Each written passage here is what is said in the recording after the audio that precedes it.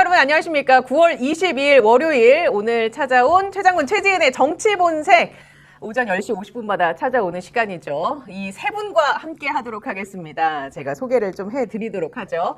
정주나요, 득정주나요, 이정주 기자님 오셨습니다. 반갑습니다. 예, 시기스입니다. 반갑습니다. 안녕하십니까. 네, 이렇게 분위기 띄웠는데 너무 얌전하게 하시는 거 아니에요? 너무 월요일 너무 힘듭니다. 맨날 시기스 힘든. 때문에 진짜. 그러니까요. 그래서 일요일 날 내내 일해야 돼요. 예, 정주나요, 특정주나요, 우리 이정주 기자님과 함께하고요. 저는 그렇게 생각합니다. 라는 말버릇을 갖고 있는 또치 김상욱 의원님 모셨습니다. 안녕하십니까? 반갑습니다. 네, 또 오늘 어떻게 생각하실지 그 생각에 대한 이야기를 들어보도록 하겠습니다. 많이 배우겠습니다. 예, 그리고 반야심경 댄서라고 제가 부르겠습니다. 강수영 변호사와 함께하겠습니다. 안녕하십니까? 네, 왜 반야심경 때문에? 그러니까 물어보세요. 왜 반야심경 댄서인지. 나무위키를 읽으셨군요. 예. 그걸 또 누가 올려놨더라고요. 제가 크리스찬인데 네. 중학교는 불교 중학교에 배정이 돼가지고 능인중학교라고 거기 아침마다 반야심경 틀어놓는데 거기 제가 춤추다 걸려가지고 네. 많이 맞았습니다. 그러니까 반야심경의 댄스를 하셨다고. 그 문과네요. 댄스는 예, 예. 그 댄스는 어떤 댄스입니까? 그냥 이제 보여주세요. 그 보여주세요. 목탁의 리듬에 따라서 이렇게 하다가 그대로 빡빡하러 제가. 예. 대단하네. 중학교부터 범상치 그러니까 범상치 않은 분이시더라고 보니까. 그러니까요, 제가 참 예. 되게 행복하게 사시는 것 같아요. 인생을 즐겁게. 반야심경 크리스찬이지만 반야심경을 듣고 춤을 출 수 있는. 춤 사이가 예사롭지 않은데? 김상 의원님도? 의원님 말씀이 제가 미친놈이라는 말씀을 하신 거예요. 성경에 근데 찬송가의 댄스 추기는 쉽지 않은데. 또 그런가요? 라임이.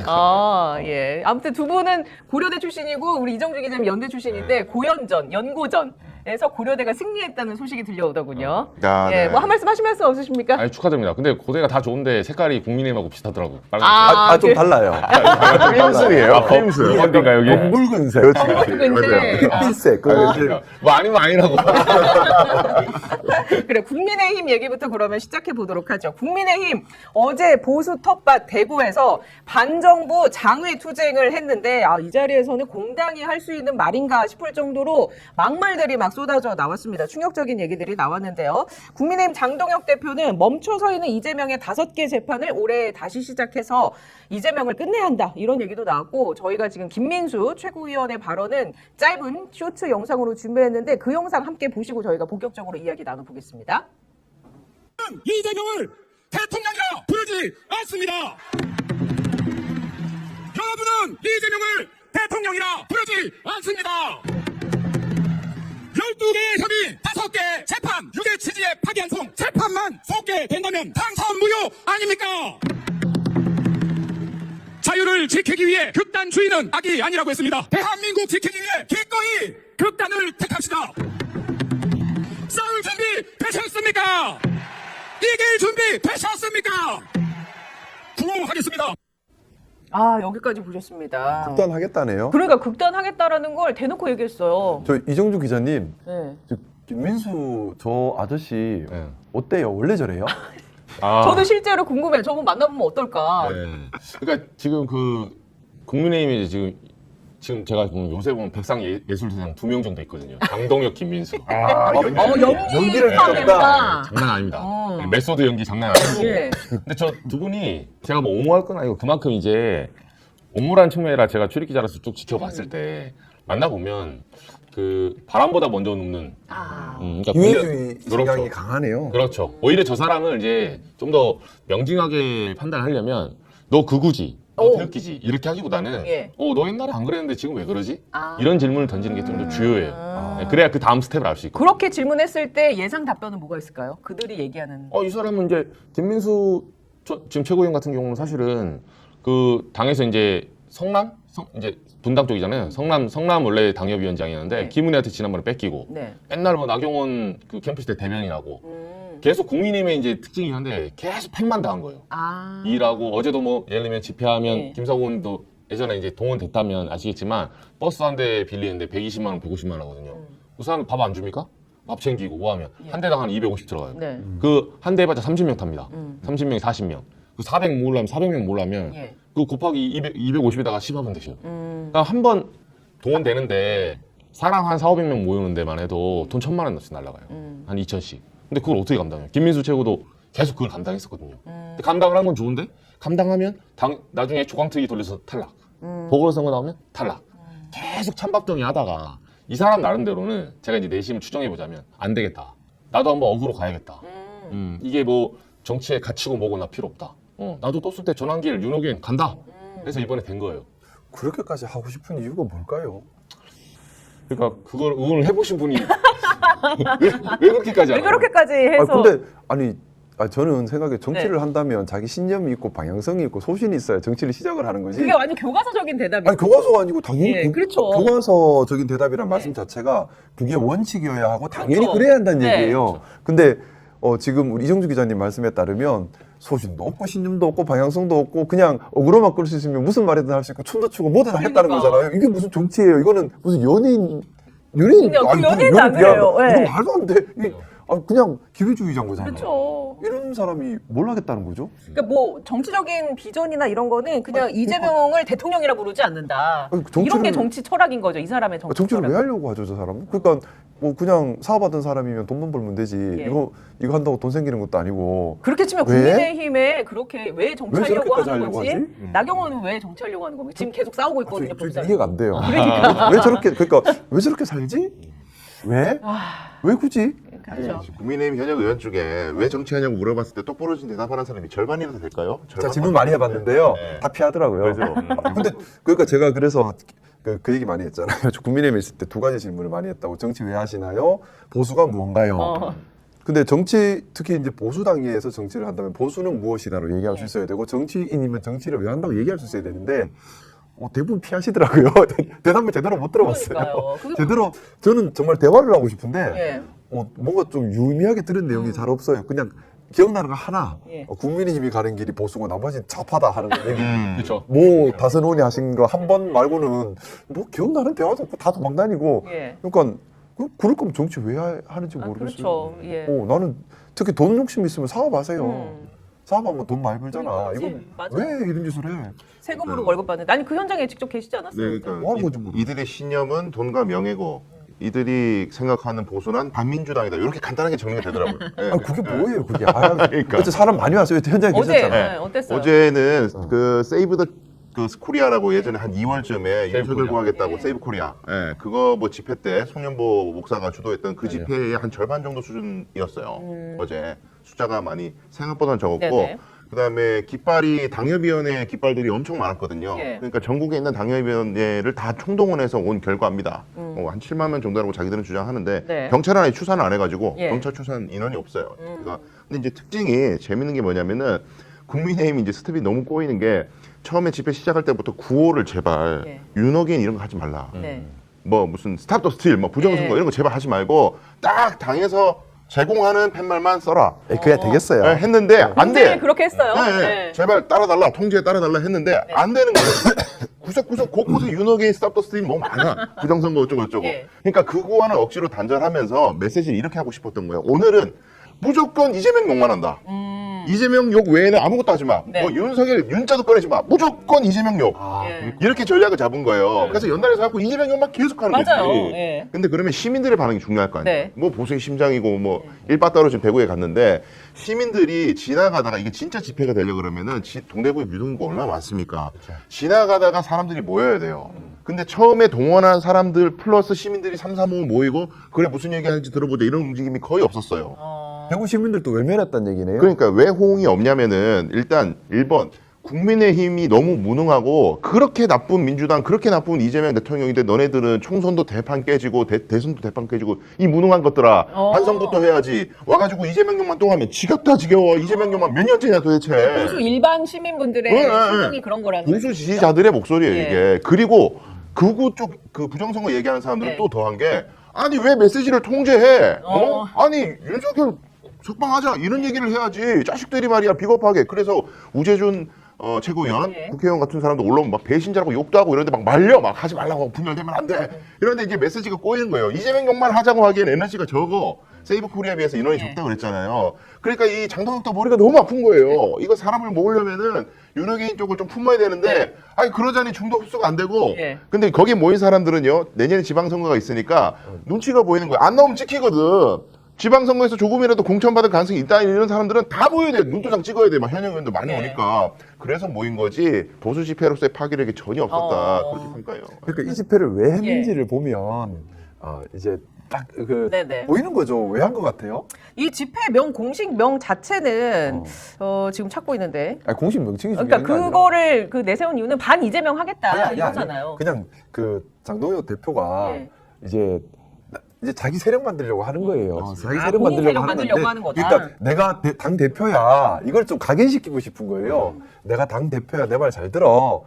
그러니까 말 그대로 당내 정치하려고 하는 집회인 거지 반 이재명이 목표도 아니에요. 사실 당내 정치에 필요하니까 구호로 가지고 온 것일 뿐이고 지금 보면 그 장동혁이 그 아까 우리 이정재 예. 기자님께서 거의 뭐 연기 대상종이 된다 말씀하실 정도인데 보면 지난번 그 후보자일 때랑 당대표가 되고 나서 사람이 180도 바뀌었어요. 이상한 그러니까 그때는 예. 완전히 무슨 그 눈에 완전 광기가 보였는데 요새 갑자기 웃으면서 온화하게 나는 중도 이런 얘기를 하고 다니면서 뭐 윤어겐 얘기하지 마 이러잖아. 이러니까 지금 당내 제가 알기로는 또 당내 주류 원내 세력하고도 또 갈등이 시작되고 있는 걸로 좀 알고 있는데 본인이 나 당대표야라는 당내 당권 장악을 하기 위해서 그냥 나의 힘을 보이려고 지금 일종의 소위 말하는 왕놀이하고 있는 거거든요. 왕놀이하는 건데 그러다 보니 뭐 참 저 힘들 것 표정. 같아요. 네, 저 이렇게 소녀. 근데 진짜 네. 왜 굳이 저렇게 하면 행복할까? 나는 안 행복해 보이는데. 지금 세이브 코리아하고 정강원 쪽이 웃고 있는 게 네.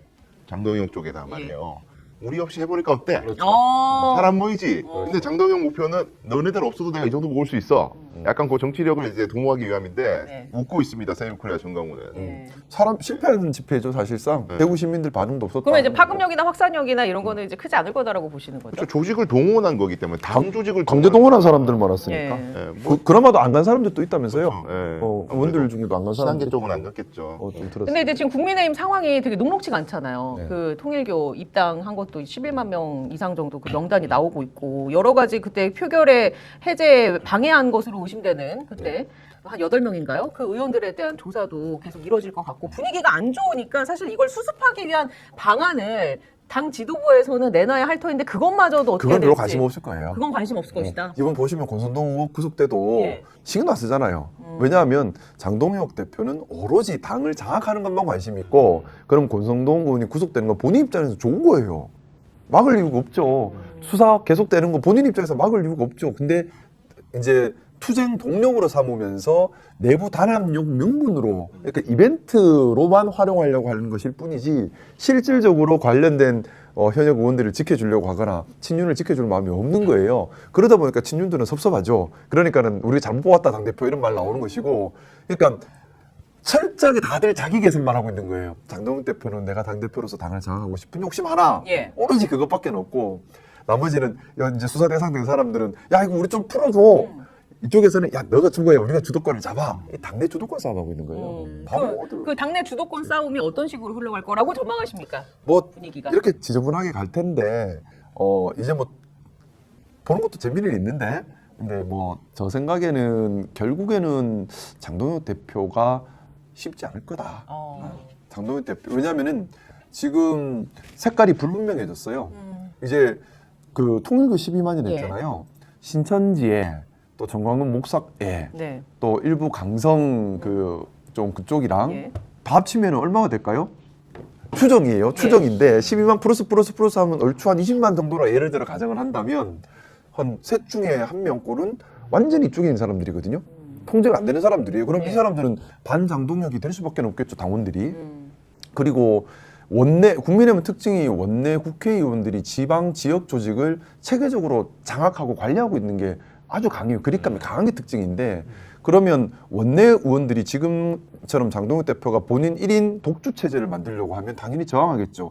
이제 당장 지방선거 공천권 또 총선 공천권에서 자기들이 불이익해지고 자신들의 그립감이 약화될 수 있다고 생각하면 그러면 이 조직표가 또 반대로 움직이겠죠. 자 그럼 70만 당원 중에 20만 빠졌고 또 한 20만 조직표 빠지면 과반이 빠졌어요.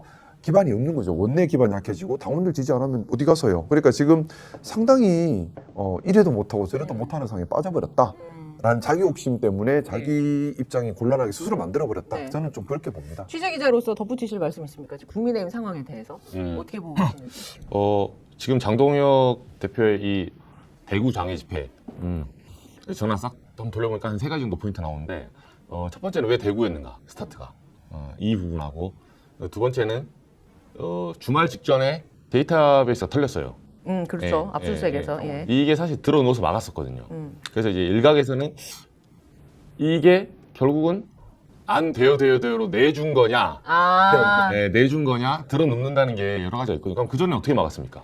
특수공무집행방해요? 예. 그 전에는 특수공무집행방해 아니었나요, 그러면? 1, 2월에는? 다 똑같은 상황이에요. 근데 지금 당원명부 결국 털렸다는 거는, 서버가 털렸다는 거는 장동혁 체제에서도 뭔가 지금 내부에서 출구 전략을 찾는 약간 단서가 될 수 있다. 이렇게 세 번째가 이제 이번에 당내에서 나왔는데 사람들은 잘 기억 못하는데 서울시당 위원장 선거가 있었어요. 예, 저기가 됐잖아요. 네, 이게 50표 차이로 친한계인 배현진 의원이 예. 당선됩니다. 네, 요것도 이제 하나의 그 시나리오인데 제가 이제 정리해서 드리면 무슨 말이냐면 장동혁 의원은 김성훈 말대로 지금 세력을 모으지 않잖아요. 연말에 비대위 갑니다. 당에서 벌써 그런 말 나오고 있어요. 벌써요. 벌써 나오죠. 네, 근데 보통 비대위 가기 직전에 사람들이 내가 순순히 비대위 갈 바에 나 여기 지금 뚝배기 깨고 폭파시킨다. 이게 이제 선례가 누구냐면 황교안이에요. 네, 이거 정치는 과학입니다. 네, 제가 그때 이제 그 겨울에 출입하면서 진짜 힘들었는데 네. 황교안 전 대표 그 장애투쟁하고 지소미아 가지고 청와대 앞에서 그 삭발했잖아요. 그 추워 죽겠는데 제가 확인한 건 하나였어요. 아, 황교안이 가발이 아니구나. 네, 그 유의미한 데이터 말고는 아무것도 없었어요. 그 겨울에. 저도 그 청와대 그 찬바람 속에서 예. 12월 1호에 총선 앞두고 그 타자 손가락이 열어가지고 네. 청와대 앞에 엄청 춥거든요, 거기. 근데 그때 어떤 사건이 있었냐면 짤막하게 말씀드리면 그때 나경원 원내대표였거든요. 패트 이후에. 둘 사이에 이제 황나대전 해가지고 예, 예. 난리가 났는데 황교안은 원의 정치 초짜예요. 그렇죠. 나경원 그때 3선이었습니다. 세력이 강력하죠. 아, 4선에. 서울에 있는 4선 수도권 의원이다 보니까 장악력이 센 거예요. 그래서 그 당시 이제 조국 사태 있었고 부동산 파동 있으니까 바깥으로 광화문 나가서 쫙 카페 깔고 하잖아요. 사람들이 대표인 황교안은 잘 모르고 나경원에게 주목하는 거예요. 둘이 신경전이 벌어진다. 원내에서 그립감이 있으니까. 근데 황교안 대표가 그래서 결국은 그때 뭐가 유명했냐면 어총비. 그게 11월이었는데 그 이듬해 4월에 총선이 있었거든요. 2020년에. 2019년 11월 달에 어총비. 어차피 총선은 비대위다. 이런 유행어가 돌았거든요. 예. 조급해지죠. 황교안 대표 바로 장애로 나갑니다. 장애 나가고 단식하고 뭐 거기서 삭발하고 단식하고 쓰러져가지고 현장에서 나경원 원내대표 그 현장에서 원내대표 그 결국은 잘라요. 그리고 원대 선거를 다시 합니다. 그때. 예. 예. 그래서 뭐 당원 당규 해석하고 난리 났었거든요. 근데 이제 요약하면 뭐냐? 요지는 조급하고 나의 당내 세력 그립이 안 잡히면 바깥으로 나가는 게 정치인의 본능이에요. 왜냐하면 광장에서는 내 편만 있거든. 예. 누가 황교안을 보러 옵니까? 거기서 돈 주고 동원해서 와 하면 거기는 다 내 편인 것 같죠. 거기서는 대통령이에요. 네, 자기 착각으로는 이미 내가 대통령이야. 예. 그래서 그 광장 뽕 맞으면 죽는다는 설이 있거든요, 원래. 근데 이제 장동혁 대표가 그게 시작된 거예요. 왜냐? 당내 첫 번째 지금 극우 유튜브들하고 제가 좀 물어보니까 예. 장동혁의 당선의 원동력은 결국은 그 장동혁을 세운 사람, 전쟁에 공을 세운 사람들은 유튜버들이에요. 극우, 전한길, 예. 윤어게인, 뭐 불법개옹 이 세력인데 장동혁 대표가 진짜 화장실 바로 갔다 오자마자 3초 만에 변했잖아요. 첫 번째는 단계 게이트 건드리질 않고 있어요. 그러니까 예전에 이제 한동훈 전 대표의 예. 그 드루킹 온가족 드루킹 네네. 의혹이라고 하죠. 장해찬 전 최고가 그렇죠. 붙인 거예요. 네. 그 드루킹 당 게시판 게이트를 건들질 않아요. 그러니까 극우 유튜버 입장에서는 그거 좀 들으셔서 한동훈 아예 그냥 나락으로 가게 만들어라라는 게 본인들이 원하는 건데 네. 그걸 너 그거 하려고 내가 딜하지 않았냐? 그 공약이지 않았냐? 예. 한다며. 그 연합뉴스하고 인터뷰에서도 한다 했어요. 근데 말 안 꺼내잖아. 왜? 하려면 사무총장이 바로 착수해야 되거든요. 간단해요. 사무총장한테 야 써봐봐 하면 끝날 얘기예요. 네. 아무 말이 없습니다 지금. 첫 번째는 단계에서 지금 장동혁의 핵심 지지층인 극우 유튜버들이 들고 일어나고 있어요. 그러니까 이번 주 목요일에 당사 앞에 시위한다고 하더라고요. 아, 그 극우 유튜버들이 네, 제가 지금 가볼래요. 저한테 전화가 왔어요. 예. 기자님 와주시라고. 네, 제가 그 또 단계 전문이라서 예. 와달라 해서 요청이 왔고 그 두 번째는 이제 핵심 지지층이 흔들리고 있다. 두 번째는 아까 제가 데이터베이스 이거 털렸다 예. 했잖아요. 이게 말이 안 됩니다. 이게 어떻게 털려요? 그 특수공무집행방해는 두 분이 변호사니까 더 잘 아시겠지만 수사기관이나 수사기관의 그 집행을 방해하면 되는 거지 먼저 들어놓는 건 방해가 아니에요. 당 앞에 들어놓고 있다고 해서 내가 여기 지금 예를 들면 김문수 전 대표처럼 욕 깔고 눕잖아요. 그건 방해가 아니에요. 내가 나를 밟고 지나가라 이거거든요. 그래서 근데 이번에 현역이 그렇게 많았는데 제가 보니까 사진하고 동영상 보니까 들어오는 사람 한 명도 없더만요. 이게 그거 영향도 있지 않을까요? 내란특검법 22조인가에 보면은 이거는 그냥 배지 딸게끔 이렇게 되어 있는 조항이 있더라고요. 지금 앞색 네, 막 지난번에 이제 법사위 그 국회 앞에서 했던 그도 있는데 네. 설사 그럴지라도 저는 어차피 이 데이터베이스를 뺏기나 그러니까 당내 취재를 해보면 원래는 뭐냐 원래 스탠스는 데이터베이스를 뺏겨서 당이 망하나 이렇게 들어누워서 망하나 망하는 길은 똑같다는 거예요. 그러면 이건 왜 길을 뚫어줬을까 해석해 보면 결국은 데이터베이스는 뺏겨도 된다라는 결론이 나온 거죠. 그러니까 이제 그 제거할 세력들은 제거해도 된다라는 걸 깔고 가는 건가요? 그렇죠. 통일교는 털어도 된다. 예. 그리고 이제 세 번째가 그냥 배현진 그 지금 시당위원장. 네. 그래서 친한계로 분류가 되니까. 그렇죠. 이번에 배현진, 뭐 박정훈 그 제가 취재를 해보니까 동대구역에 간 당협위원장들이 하는 말이 이 친한계 수도권 의원들 안 왔다는 거예요. 네. 김재섭 의원도 안 갔다고 보니까 네. 한 요쪽 쏙 빠지고 지금 내부에서 균열이 일어나고 있는 거예요. 그래서 요약하면 이 세 가지가 결합이 돼서 장동혁 대표는 자신의 코어층을 지금 단단하게 언론에 보여주기 위한 용으로 동대구를 선택한다. 왜? 서울에서 선택하잖아요. 이 행사 망해버릴 수 있어요. 예. 아무도 안 모이니까. 그래서 편한 선택을 한 거예요. 현역 의원이 가장 많은 곳. 그래서 차비가 덜 드는 곳. 그래서 수도권은 몇쯤 되지도 않아? 한 2,000명? 안 와도 되는 곳. 그러나 대구, 경북, PK는 가까운 곳. 거기가 대구입니다, 지금. 예. 첫 타를 대구에서 한 거예요, 지금. 네. 근데 그것조차도 아까 말씀드린 7만 명이 아니라 과장됐다는 거죠. 예. 네. 저는 보면 장동혁 대표가 어떤 마음일까 생각해 보면 아예 그냥 나 말고 다 망해라 이런 생각일 수도 있는 것 같다는 생각도 그러니까요. 해봐요. 예. 그러니까 왜냐하면 장동혁 대표 입장에서는 빤히 보이잖아요. 지금 본인 입장에서는 되게 이제 곤란한 거예요. 뭐냐면 내년 지방선거 때 참패하면 자기 자리 없어지는 건 예. 이제 끝나는 건 그건 네네. 기정사실이고 참패를 면하려면 뭔가 합리적 모습을 보여야 하는데 그러면 뭔가 윤호개인과는 좀 뭔가 단절을 시도를 하기는 해야 되고 근데 이걸 하려고 하니 지지층이 싹 다 이탈을 해버리고 친한계는 어차피 적이고 뭐 보수 그나마 이제 국민의힘 당원들은 이제 통일교, 신천지, 강성, 개신교 그리고 또 뭐 보수 유튜버 여기에 거의 포섭이 지금 돼 있고. 포섭이 돼 있는 예. 상태고 여기는 윤호계를 주장을 하고 있고 완전히 지금 진퇴양난이거든요. 근데 또 원내 의원들도 보면 지금 장동혁 대표를 따르기보다는 자신들의 공천권 지역의 기득권을 지키거나 아니면은 수사로부터 막아주기를 원하는 전혀 다른 니즈가 있다고요, 지금. 그러면 장동혁 입장에서는 아예 그냥 올해 나 말고 다 죽어라, 그냥. 그래서 남으면 그래도 머릿속에 그 생각을 할 거예요. 그리고 대한민국 국민의 최소 30%는 강성 국민의힘 지지구로 남는다. 나는 이 기반만 있으면 나 말고 다 죽으면 이거 기반으로 나 혼자 장동혁 왕국을 세울 수 있어라는 생각을 할 수도 있지 않을까라고 예. 추정을 해요. 그래서 수사 들어오면 문 열어주고 수석하면 잡아가라 하고 그게 본인한테 유리할 수도 있다는 그렇죠. 거예요. 네. 이제 정치적인 계산을 해보면 네. 본인이 살기 위해서 남을 죽여야 하는 그 소신도 없고 방향성도 없고 기회주의적 성향이 강하면 예. 그런 생각을 할 수도 있지 않을까요? 왜냐하면 제가 살아오면서 본 기회주의적인 사람들의 특징은 비겁함이었거든요. 비열함이고. 예.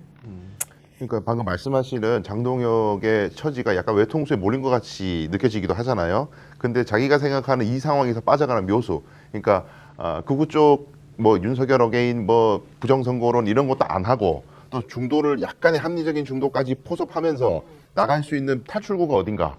이거는 자기가 생각했을 때 이재명 대통령에 대한 재판 재개 운동. 그래서 이재명 대통령은 범죄자고 당선 무효인데 이게 지금 법원이 이상하게 굴복해가지고 지금 재판이 멈춰 있다. 재개시켜가지고 당선 무효 만들자라는 쪽으로 우리 모든 화력을 모으자라고 예. 머리를 짠 것 같아요. 그러면 그러면 법적으로 안 되잖아요. 그러니까요. 말이 안 되잖아요. 말이 안 되잖아요. 말이 안 되잖아요. 예. 법원이 자기가 재판을 중단을 했어요.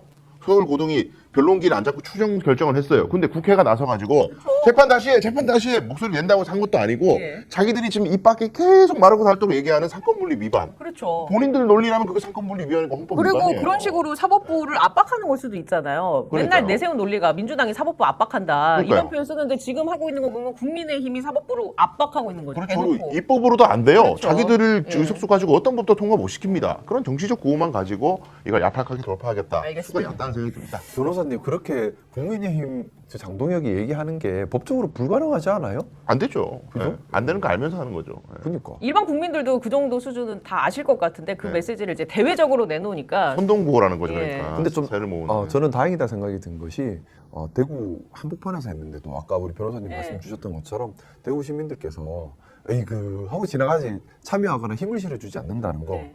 이건 저는 되게 유미하다는 생각을 합니다.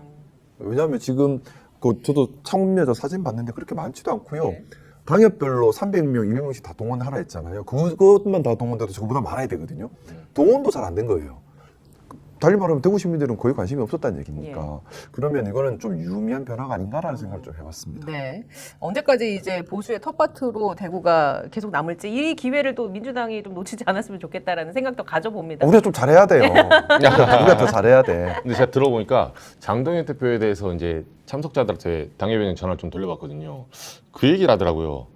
장동현 대표가 이제 그 지난 전당대회 때 보여준 강렬한 이미지, 일종의 간증, 목사 집안이니까 간증에 이제 뭐 손가락질하면서 했지만 그게 나름 이제 사람들에게 그 연설을 볼 때 임팩트를 많이 줬거든요.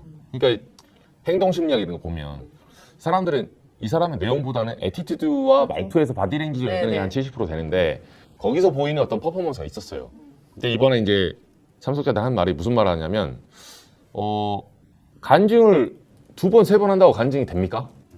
그러니까 이게 역치값이 이제 도달한 거예요. 약발이 이제 예전보다 그렇죠. 떨어졌다. 네, 그럼 이거보다 더 세게 나가나 아니면 양태를 바꿔야 약을 바꿔야 돼 이제.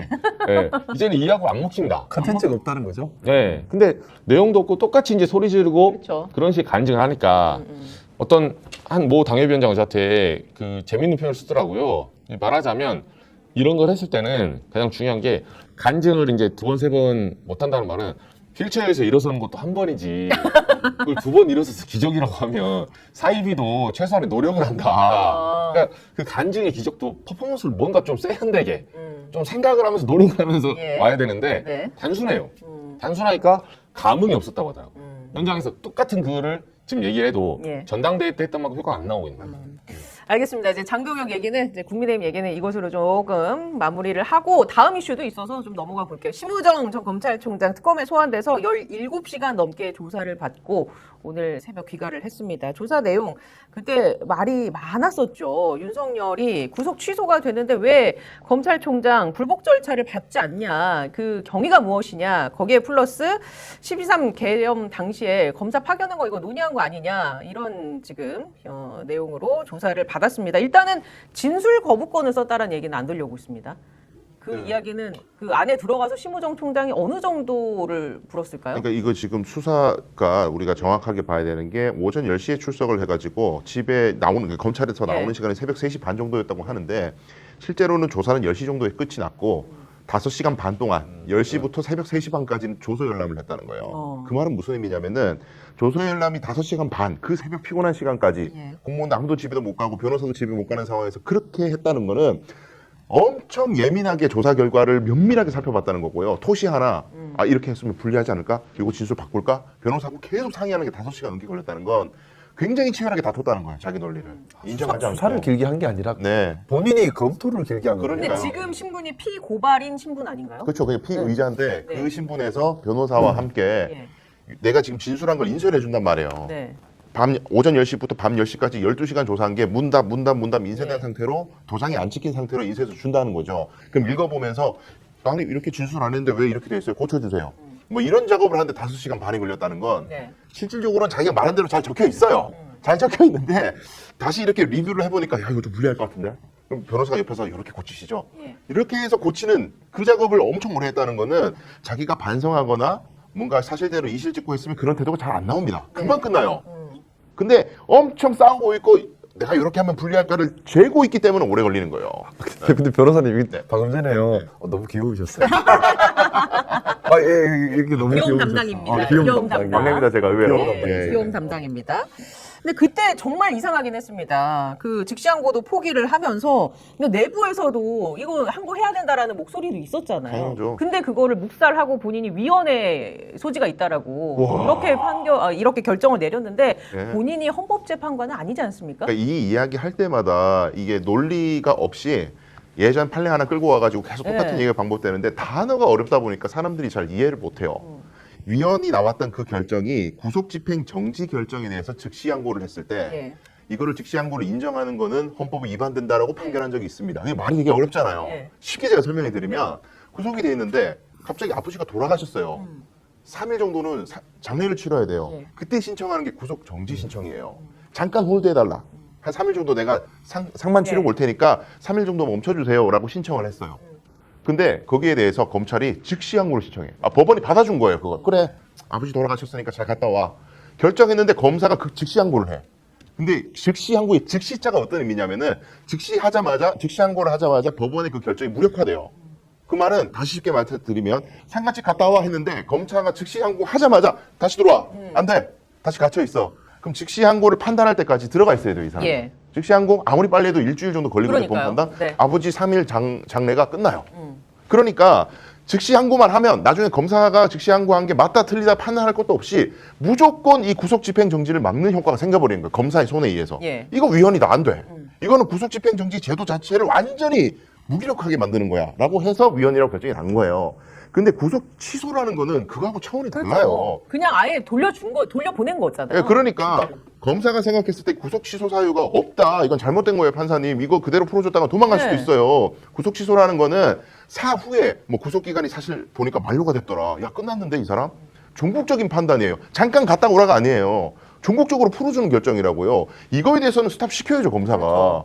근데 이거를 심우정이 아까 제가 말씀드린 상갓집 사례를 끌고 와가지고 전혀 안 맞는데 이건 같은 거예요. 위헌 소지가 있어요. 이걸 연불로해듯이 한다는 얘기예요. 그러니까요. 그러니까 이건 명확하게 틀렸다는 겁니다. 근데 그러면 그 상가집 갔다 오는 그 사례로 본인이 아전인수격으로 네. 그렇게 해석을 한 건 네. 자의적인 개별적인 심우정 총장 개인의 판단이었을까라는 게 국민들의 의심인 거 아니겠습니까? 그렇죠. 이게 그냥 심우정 혼자 이 결정을 내린다고? 그러니까 일선에 있는 그 수사 담당 검사들 입장에서는 이게 왜 문제가 되냐면은 자기들은 지금 구속도 잘못한 거고 기소도 늦게 한 책임이 있는 거예요. 구속 기간 지날 때까지 뭐 했어? 그 검사들 회의하고 네. 막 이랬잖아요. 빨리 기소했어야지. 네. 이건 잘못하면 엄청난 책임을 질 수 있는 문제이기 때문에 이거 법원 판단 잘못됐어요. 빨리 항고합시다. 우리는 정상적으로 기소한 거예요. 그러니까요. 라고 하려고 그러는데 심우정이 하지 마. 위헌 소지 있어. 이건 직권남용이죠. 네. 네. 저 이 심각한 얘기 하는데 저는 자꾸 우리 변호사님 너무 귀엽다. 지금 이런 반하셨어요. 옆에만 쳐다보고 있어요 지금. 용어도 너무 재밌어. 연부를 웬다. 앞구리 반야신경 댄스도 있었는데. 반야신경 댄서. 맞습니다. 예. 오늘 센스쟁이세요. 네. 아니 김상우 의원님은 이 심우정 총장의 여러 의혹들이 있습니다. 사실 이것뿐만이 아니고 네네. 어떻게 생각하세요? 제일 중요한 것은 결국엔 내란에 어느 정도 가담을 했느냐 하는 부분일 겁니다.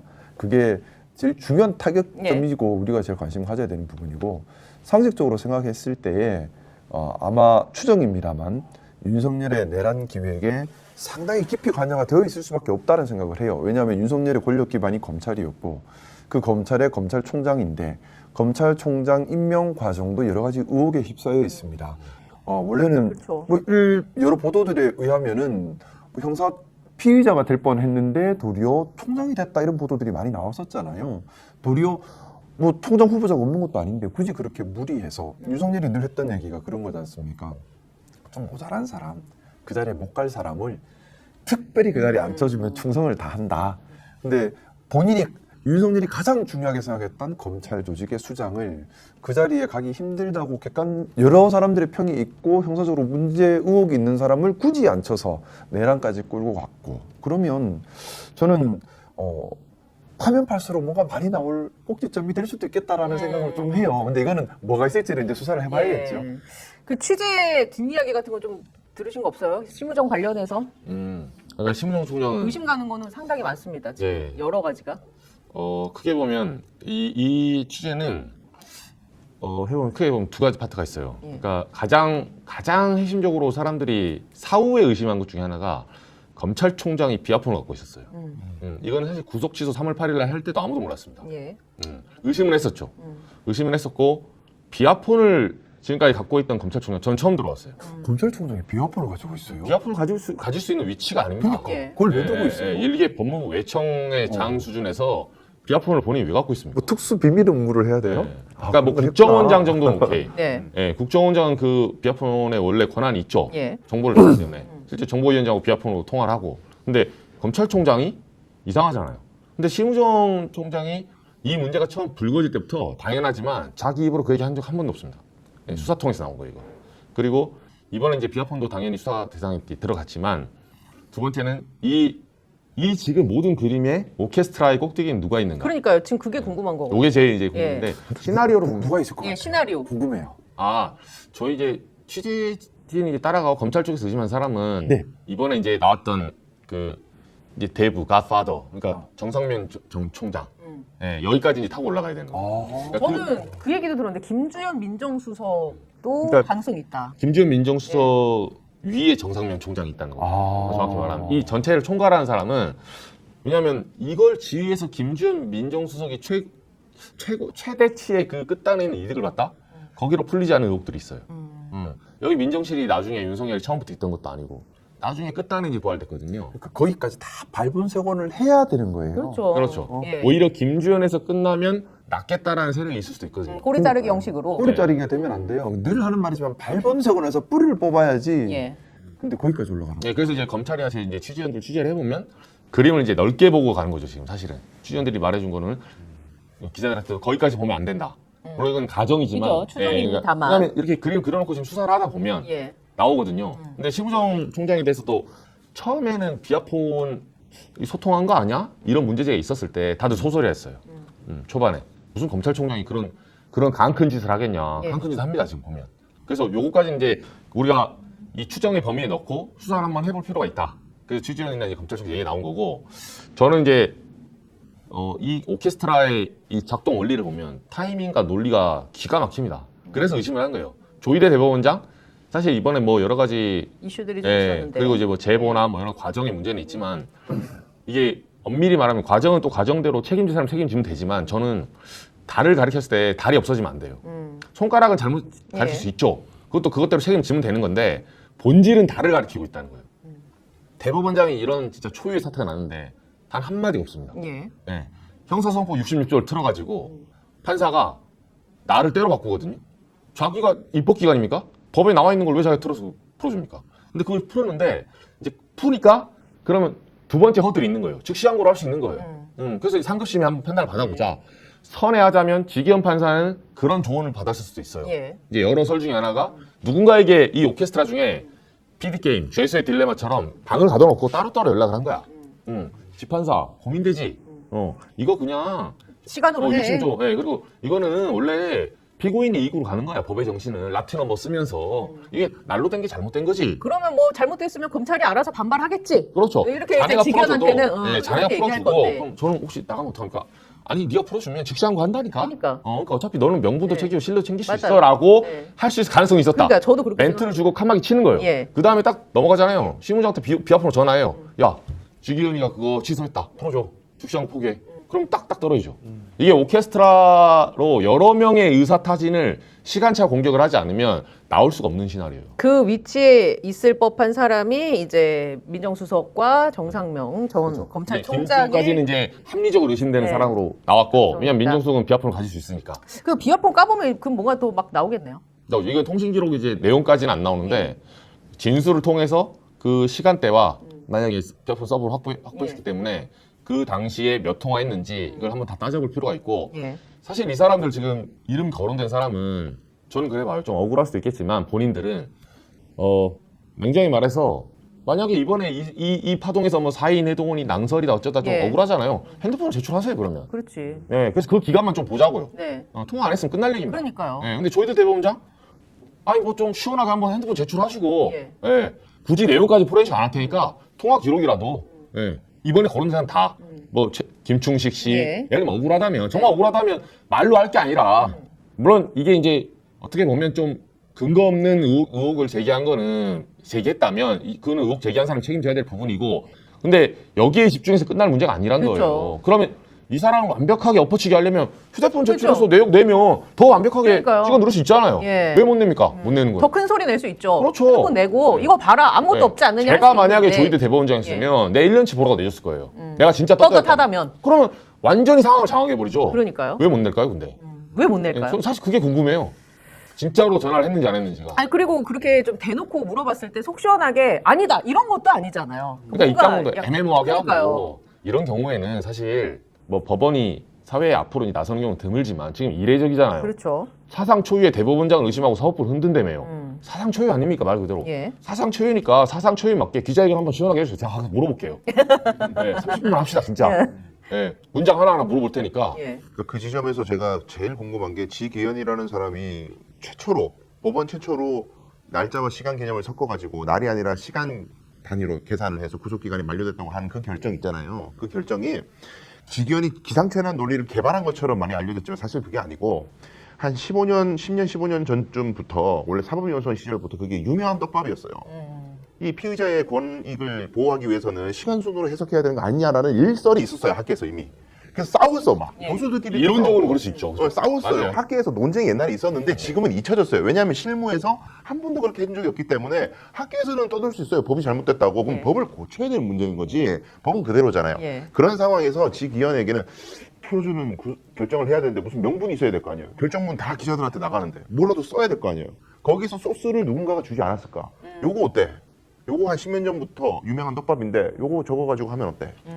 그럴듯하지 않냐? 그러니까 직위위원도 그 말씀대로라면 네. 그 단독으로 그걸 결정하진 않았을 것이다. 그러니까 누군가가 누군가한테 또 제공을 받았을 것이다. 예, 오케스트라를 지휘하는 누군가한테 네. 또 연락을 받아서 소통을 했을 것이다라는 그렇죠. 거잖아요. 그리고 끝에 하나 합리적인 추론이죠. 예. 끝에 하나 공수처 수사 권한 조금 의문스럽다 이런 거 하나 아사모사하게 하나 적어줘. 왜냐하면은요 제가 이 말씀을 왜 합리적 추론이라고 생각하냐면 직위원회 그 결정문을 보면 단언적 판단이 하나도 없어요. 예. 그럴 수도 있다. 그렇죠. 상급 법원의 판단이 필요하다.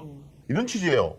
나는 의문이 있는데 요거는 판사는 자기가 결정을 해야 돼요. 근데 자꾸 밀어 상급 법원으로. 그러니까 그 지 논리에도 자기가 쓴 문장에 자신이 없는 거예요. 그런 식으로 유보적 판단했다는 게 중요한 추론의 근거일 것 같아요. 그럼 이제 비화포원도 좀 털어보고 이게 나와서 조사했으니까 그리고 특검 측에서는 이제 박성재 전 법무부 장관으로도 이제 화살이 향하고 있습니다. 앞으로도 좀 근데 우리가 이런 지켜봐야 될것 논의를 같고. 쭉 하면서 제가 드는 생각이 예.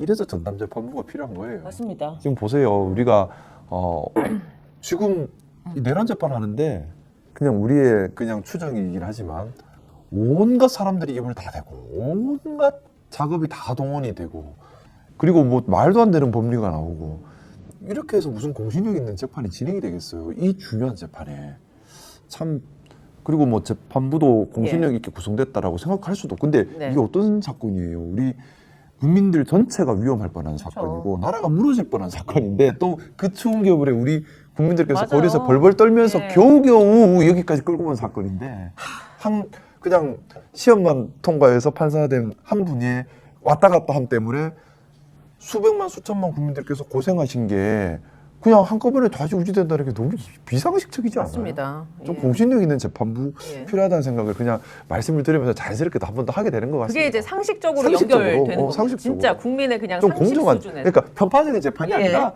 정말 사법부의 독립이라고 하는 것 맞습니다. 이건 오로지 법률과 양심 그래서 자신의 정치적 선입견이나 아니면 자신의 사회적 경험이나 자신의 감정으로부터도 독립해서 철저하게 오로지 법률과 양심만 가지고 이 사태를 판단할 공정한 전담 재판부에 대한 기대가 저는 우리 기자님 말씀 듣고 변호사님 말씀 들으면서 또 필요하다 상식적으로 그 생각 한번 더 하게 돼요. 그러니까 민주당에서도 오해받을 만한 그런 구성은 아예 없앴잖아요. 그 재판 임명과 관련해서도 그쵸. 예 그런 식으로 조율을 해놨으니까 이 내란 전담 재판부가 왜 필요한지는 아마 다들 공감을 하실 것 같습니다.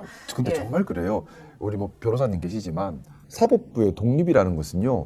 본질은 다시 한번 말씀드리지만 법관이 오로지 법률과 양심만 갖고 판단하라. 이게 독립의 의미입니다. 그렇기 때문에 시작점은 뭐냐? 외압받지 말고 자신의 선입견에도 굴하지 말고 자신의 경험에도 굴하지 말고 자신의 정치적 편견에도 끌리지 말고 아침에 집에서 욕 먹고 나왔다고 기분 나쁘다고 그렇게도 그렇게 감정도 끌리지 말라는 거예요. 그걸 지켜주기 위해서 제도를 만들려고 하는 거거든요. 그럼 본질은 이거예요. 근데 지금 사법부의 독립이 침해된 것 같다라고 우리가 보고 있잖아요. 그래서 어떻게 보면 지금 전담재판부 얘기 나오는 것은 사법부의 독립을 지키려고 하는 겁니다. 부수려고 하는 게 아니라. 예, 맞습니다. 자, 오늘 법사위에서 검찰개혁 입법청문회 열렸는데요. 열리고 있습니다. 오전부터 시작이 됐는데 제가 방송 들어오기 전까지 확인한 모습은 나경원 의원이 계속 소리를 지르면서 의사진행 발언 좀 하게 해달라. 계속 소리만 지르고 있더라고요. 그랬더니 이제 보다 못한 서영교 의원이 계엄 때 윤석열이랑 통화했잖아요. 막 이러면서 소리 지르고 엄청 시끄러웠어요. 그래서 이제 추미애 법사위원장이 국민의힘 송석준, 조배숙, 나경원 의원을 퇴장 조치했는데 그 이후로 퇴장이 됐는지까지 제가 지금 확인을 못했거든요. 누가 이긴 거예요? 그냥 뭐 이제 나경원 의원이 이런 똥꼬집이 있나? 저는 계속 그냥 막 고성을 지르고 고압적으로 근데 대하더라고요. 좀 표정과 인상도 바뀌어가는 것 같다는 점점? 생각을 해요. 네.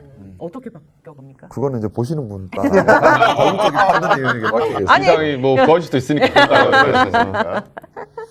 근데 법사위 제가 진짜 잘 몰라서 그런데 의원님 네. 저 위원회를 시작을 하는데 네.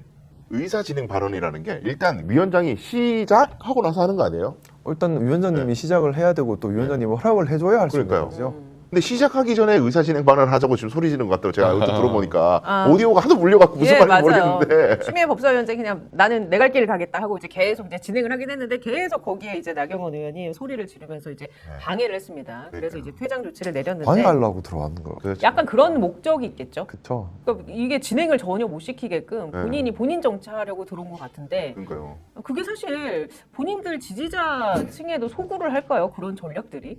나경원 의원 그냥 일단 안 보지 않을까요? 법사위 잘 안 봐요. 아마 이제 본인 약간 그 짤을 기대한 걸 수도 있잖아요. 쇼츠 쌓이는 쇼츠. 거. 나잘 아, 이거, 싸워, 이런 거요? 쇼츠용이다 이거는. 그러니까 요약하면 이거잖아요. 자, 법사위 시작합시다.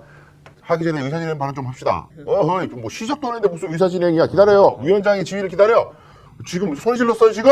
여기서부터 티키타카 막 싸우니까 이제 위원장이 안 돼서 퇴장해. 나가세요. 했더니 이거는 의회 폭거입니다. 민주당의 폭거예요. 와. 의원 독재입니다. 이러면서 이게 이제 독재, 뭐가 독재야? 네가 하는 게 독재지. 와.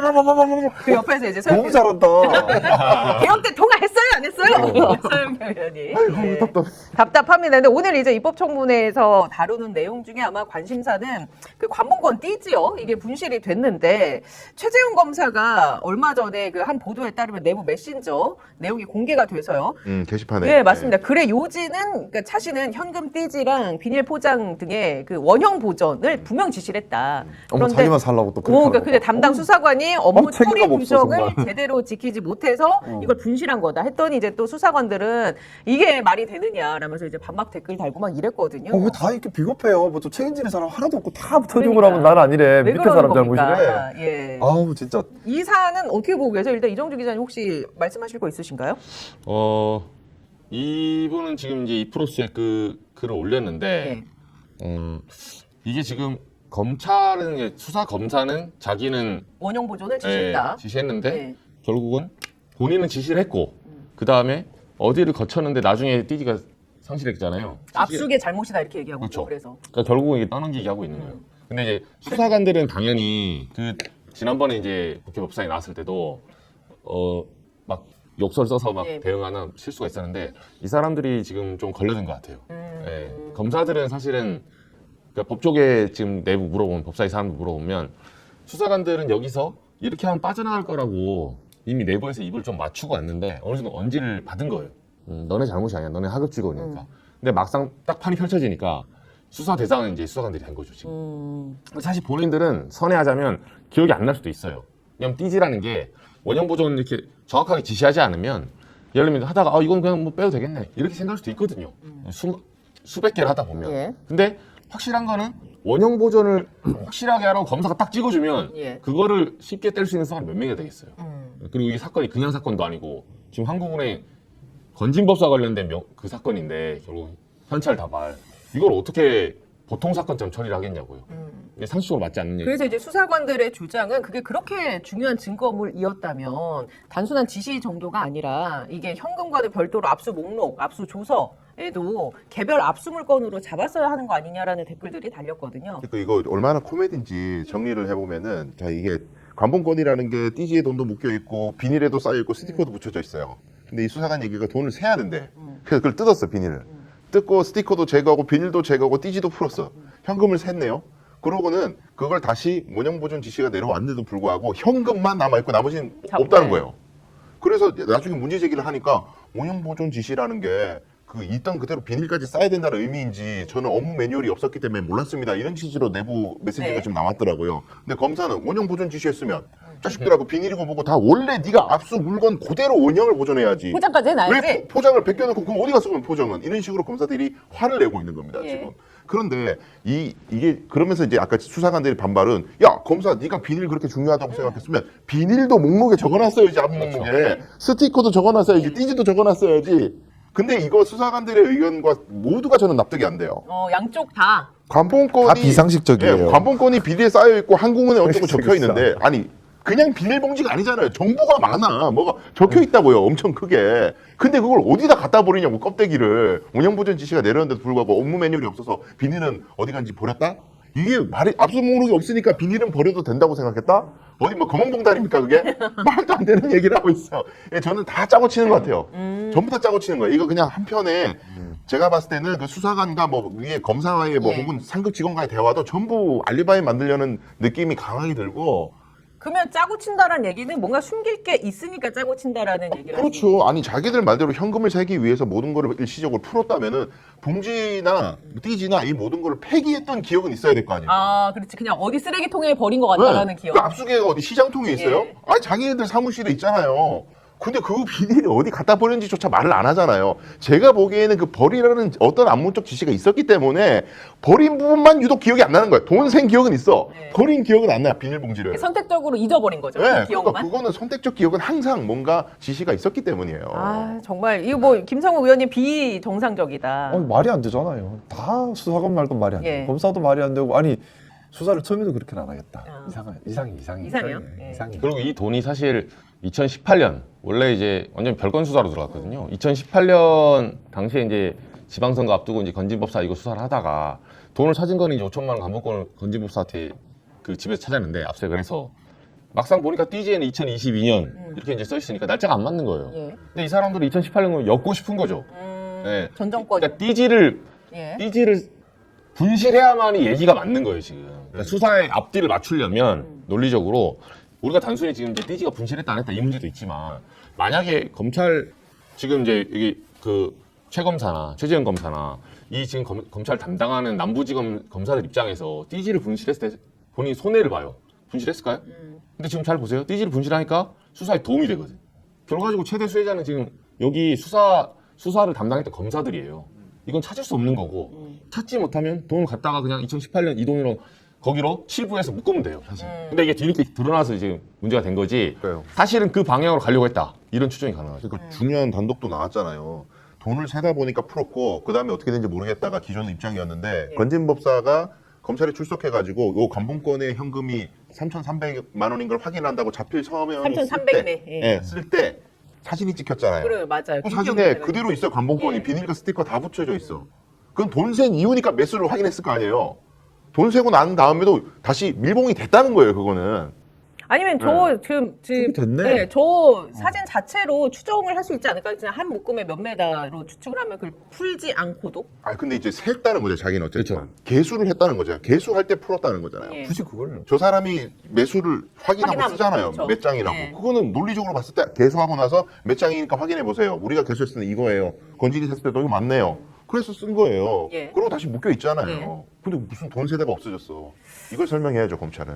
예. 아, 오늘 이제 법사위에서 어떤 얘기들이 추가로 나오는지 좀 보고 누가 거짓말을 하는지 양쪽 다 거짓말을 하고 있는지 그 의도가 무엇인지 좀 속 시원하게 나왔으면 좋겠습니다. 아, 시간이 벌써 이렇게 되네요. 이재명 대통령 오늘부터 이제 3박 5일 뉴욕행 가는데 그냥 짧게 보면 아니요 이게 중요한 이야기예요. 그러니까요. 우리가 예. 우리나라의 안미래 지금 제일 영향을 미치는 일인데 네. 우리가 가볍게 다뤄서 자, 안 그럼 돼요. 김상욱 의원님께 기회를 드리겠습니다. 발언을 해주십시오. 시간이 없으니까 그거 짧게 말씀을 올릴게요. 3박 5일. 어머. 일정도 너무 타이트해요. 아, 근데 매번 지금 이렇게. 이번에 우리 대통령님께서 유엔 총회 참석자 방문하시는 것도 방문하시는 거지만 페이스북에 유의미한 글을 올리셨습니다. 전시작전권 말씀하시는 거예요? 자율적 예. 자주국방 네.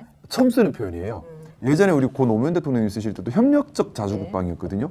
자율적 자주국방이라는 표현은 지금까지 자주국방과 나온 가장 강력한 표현입니다. 자율적 자주국방을 얘기했기 때문에 사실 전시작전권 환수도 당연히 들어가는 거죠. 이렇게 네. 돼버리면. 근데 왜 이렇게 강력한 표현을 지금 출국하시면서 페이스북에 올리신 건 일부러 올리신 거거든요. 예. 왜 그랬을까? 왜 그랬을까? 결국에는 미국 때문인 거죠. 미국이 지금 지금 말도 안 되는 짓을 맞습니다. 하고 있는데 지금 미국에서 이제 국방백서를 동맹국들에게 이제 초보를 돌리고 있는 걸로 알고 있거든요. 아마 거기에 좀 우리가 받아들이기 어려운 내용들이 또 들어가 있는 것 같습니다. 예를 들면 어떤 것들이 좀 예를 들어 그런 것이죠. 지금 보면 전략적 유연성이라는 핑계로 우리 대한민국 국군이 미군의 거의 무슨 보조군처럼 전락하게 만드는 그런 내용이 있을 수도 있고요. 저도 본 적은 예. 없지만은 가능성 참. 어쨌든 그런 이제 본 협상을 앞두고서 우리가 먼저 미국 너희 아니라도 우리나라 우리 지킬 수 있다라고 얘기할 수밖에 없는 협상의 필요성이 생긴 그런 미국의 무리한 요구가 있지 않을까라는 추정을 좀 해봤고요. 정말 대한민국을 둘러싼 지정학적 변화가 거칠구나 하는 생각을 한 번 더 하게 되고 우리가 잊어서는 안 되는 게 미국이 지금 미국은 예전의 미국이 아닙니다. 예전에 그냥 우리나라를 도와주고 싶어하고 구호물자 보내주는 그런 미국 아니고요. 예. 또 우리나라도 옛날에 한국 아닙니다. 미국 없으면 숨도 못 쉬고 북한을 막을 수도 없고 그런 한국 아니고요. 우리나라 군사력이면 북한은 충분히 막습니다. 예. 충분히 막고 또 우리나라의 지정학적 위치가 미국 입장에서는 절대 포기할 수 없는 위치예요. 그렇죠.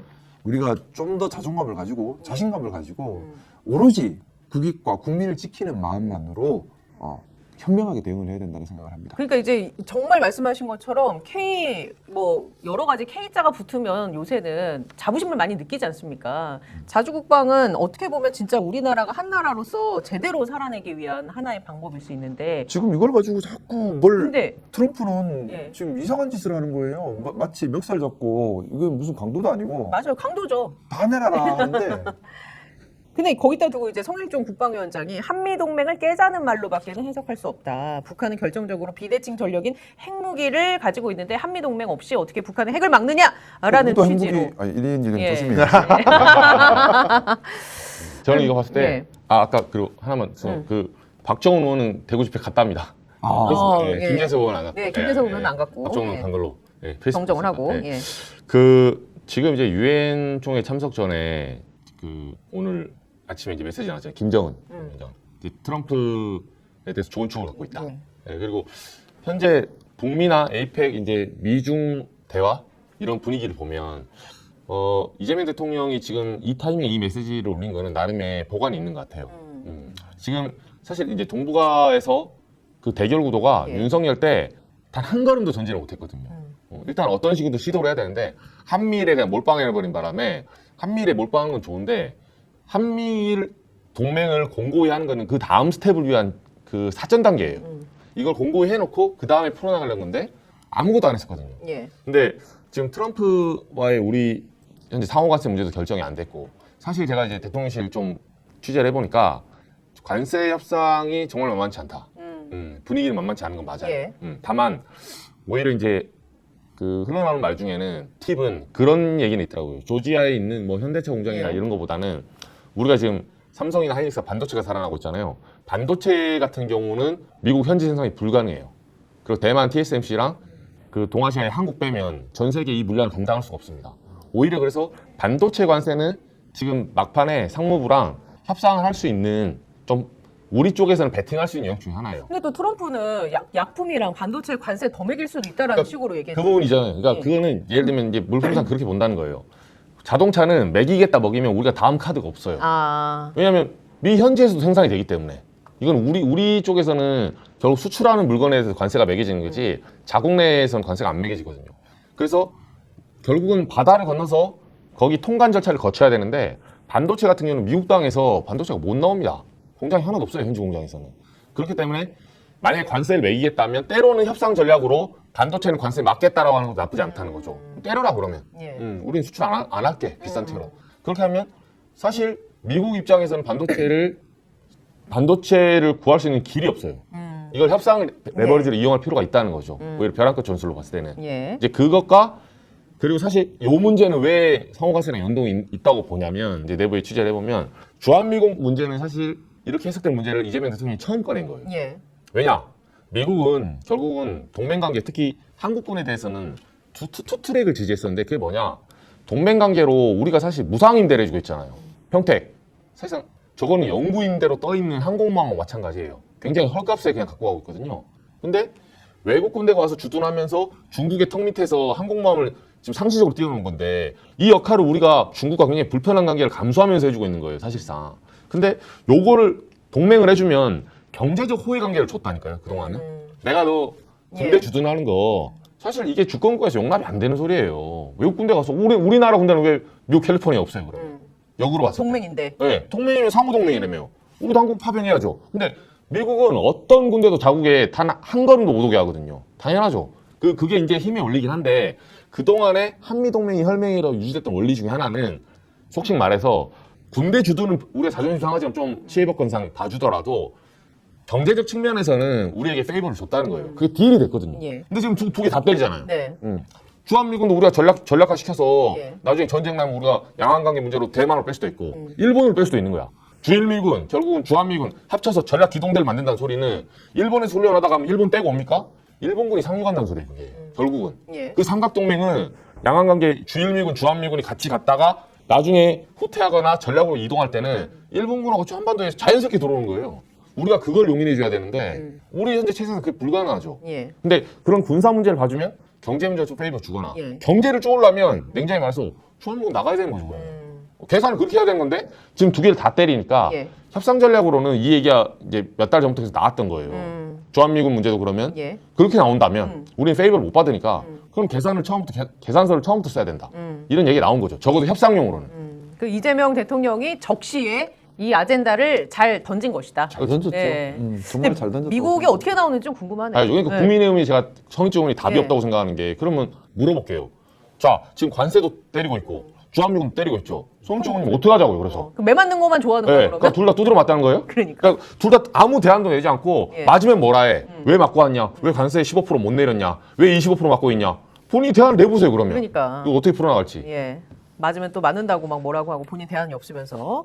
알겠습니다. 오늘 세 분과 함께 이야기를 나눠봤습니다. 정주나요, 특종주나요, 우리 이정주 기자님, 그리고 저는 그렇게 생각합니다의 김상욱 의원님, 그리고 반야심경 댄스의 우리 강수영 변호사님과 함께 해봤습니다. 세 분 보내드리기 전에 광고 말씀 하나 남겨드리겠습니다. 최대 128만 원의 혜택입니다. 놓치지 마세요. 인터넷 TV 신규 가입했을 때 48만 원이고요. 휴대폰 구입하시면 최대 50만 원, 정수기 렌탈했을 때는 최대 30만 원입니다. 인터넷 가입과 동시에 알뜰폰 또는 휴대폰 새로 장만 없이 현재 쓰고 있는 휴대폰 통신사만 변경하시면 최대 30만 원 혜택을 받으실 수가 있습니다. 인터넷 성능은 사실 거기서 거기거든요. 혜택만 잘 비교해 보세요. 비교원 23년 동안 60만 명 누적 가입자 달성했고요. 누적 현금 사은품으로 983억 원을 지급을 했습니다. 그리고 개인정보 보안도 철저해서 한 건의 보안 사고도 없었습니다. 8억 이상의 보증보험 가입해서 한 분도 억울한 일이 없도록 준비가 된 비교원 인터넷, 휴대폰, 정수기 비교는 비교원에서 하시고요. 자세한 내용은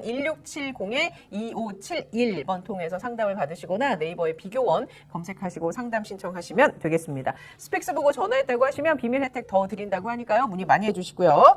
자, 이제 명절 정말 며칠 안 남았습니다.